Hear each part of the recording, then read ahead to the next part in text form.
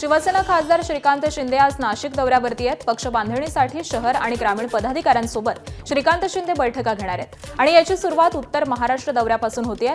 जिल्हा परिषद आणि पंचायत समिती निवडणुकीच्या तयारीच्या पार्श्वभूमीवरती हा दौरा महत्त्वाचा मानला जातोय। पक्ष संघटना मजबूत करण्यासाठी मागील आठवड्यामध्ये मंत्री उदय सामंत यांच्या नेतृत्वाखाली बैठक संपन्न झाली होती आणि त्यानंतर आता श्रीकांत शिंदे आढावा घेणार आहेत। विधानसभा निवडणुकीनंतर पहिल्यांदा श्रीकांत शिंदे पक्षाच्या सर्व विभाग प्रमुखांची एकत्रित बैठक घेत आहेत।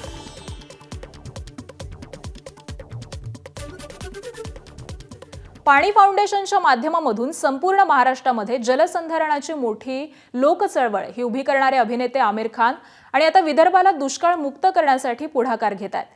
केंद्रीय मंत्री नितीन गडकरी यांच्या पूर्ती सिंचन समृद्धी कल्याणकारी संस्थेतर्फे नागपुरात सुरू असलेल्या 2 दिवसीय परिषदेची सांगता झाली आहे। नागपूरच्या भट सभागृहामध्ये पाणी परिषदेचं आयोजन करण्यात आलंय। या परिषदेमध्ये आज आमिर खान विशेष उपस्थिती लावणार आहेत, तर त्यांच्यासोबतच शेतकऱ्यांसाठी झटणारे अभिनेते नाना पाटेकर आणि मकरंद अनासपुरे हे देखील या जलमंथनामध्ये सहभागी होतील। पूर्ती संस्थेच्या रौप्य महोत्सवी वर्षानिमित्त नागपूरमध्ये जलसंवाद आणि जलक्रांती परिषदेचं काल उद्घाटन झालंय। सकाळी 10 वाजता सुरू होणाऱ्या या परिषदेमध्ये आज दिवसभर वेगवेगळी सत्र होणार आहेत।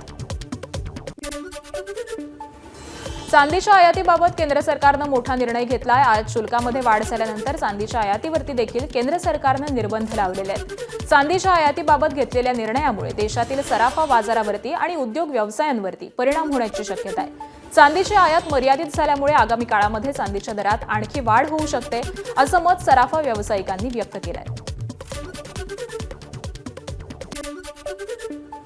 दरवर्षी इंडस्ट्रियल यूज हा ज्वेलरी यूजपेक्षा जास्त आहे। ऑफकोर्स इम्पोर्ट जर थांबलं, इम्पोर्ट कमी झालं, काही स्पेशल परमिशन्स त्याच्यावर लागलेले, ऑफकोर्स एक कमी होईल, महागात भेटेल, महागात भेटल्यावर त्याचा सप्लायही कमी होईल, पण डिमांड ही तेवढीच आहे जी मागे होती, उलट डिमांड ही वाढायची शक्यता आहे। तर या हिशोबाने आपण बघितलं तर चांदीची शॉर्टेज याची परिस्थिती निर्माण व्हायची शक्यता आहे।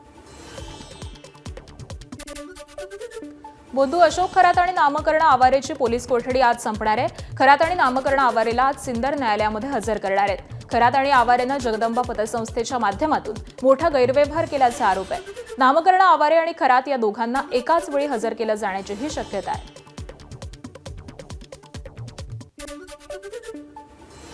आणि धक्कादायक बातमी आहे स्वराज्याची राजधानी किल्ले रायगडावरून। अखेर किल्ले रायगडावरती नको ते सापडलंच। रायगडावरती 50हून अधिक दारूच्या बाटल्यांचा खच आढळून आलाय। यामुळे शिवप्रेमींमध्ये कमालीचा संताप आहे। एमटीडीसीच्या खोल्यांजवळ असलेल्या राणी वसाच्या मागच्या बाजूला विविध ठिकाणी दारूच्या बाटल्या, प्लास्टिकचा कचरा, अस्वच्छता आढळून आलेली आहे। स्थानिक नागरिक आणि इतिहासप्रेमींच्या मते गडावरती सुरक्षा व्यवस्था आणि नियंत्रण यंत्रणा अत्यंत अपुरी पडत असल्यामुळे असले प्रकार घडतायत। गडाच्या प्रवेशद्वारावरती काटेकोर तपासणी होत नसल्यामुळे काही जण दारूच्या बाटल्या घेऊन गडावरती जात असल्याचा शिवप्रेमींकडून आरोप केला जातोय। पुरातत्व विभाग नेमकं काय करतंय असा सवाल देखील आता शिवप्रेमी विचारतायत। व्ही.डी. सतीशन आज केरळच्या मुख्यमंत्रीपदाची शपथ घेणार आहेत। सतीशन हे केरळचे 13वे मुख्यमंत्री म्हणून शपथ घेतील।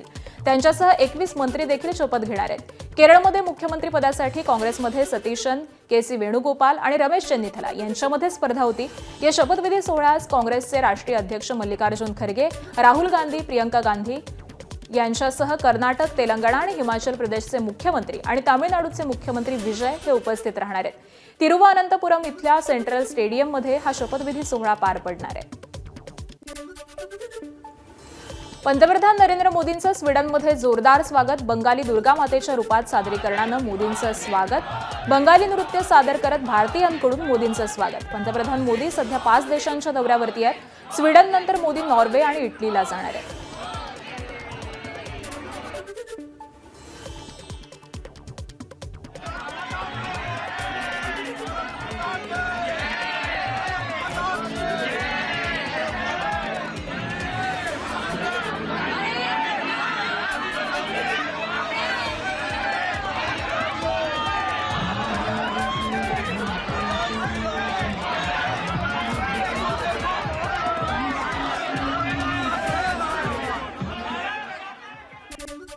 यूएईच्या अणुऊर्जा केंद्रावरती झालेल्या हल्ल्यानंतर कच्च्या तेलाच्या किमती पुन्हा कडाडल्यात। कच्चं तेल $110 प्रति बॅरलच्या पुढे गेलंय। एका दिवसांमध्ये कच्च्या तेलाचे दर 1% वाढले।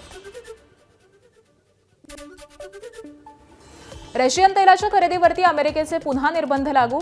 अमेरिकेच्या निर्णयाचा भारतासह अनेक देशांना फटका. 16 मे पर्यंतच रशियन तेलावरचे निर्बंध हे शिथिल होते.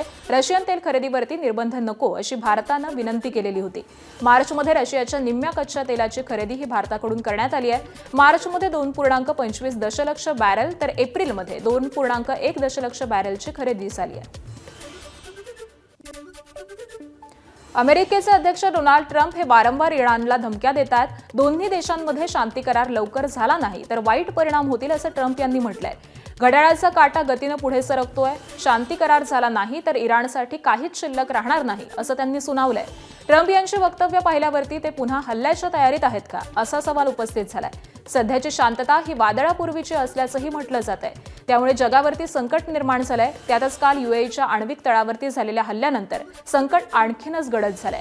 40 दिवसांच्या युद्धविरामात दोन्ही देशांनी आपापली शस्त्रागारं, दारुगोळा हा पुन्हा सुसज्ज करून ठेवलाय. आणि एवढंच नाही तर अमेरिकेनं इराणवरती पुन्हा हल्ला केलास त्या मिशनचं नाव काय असेल हेही नक्की झालंय. त्यामुळे युद्ध 2.0 लवकरच सुरू होण्याची भीती आहे.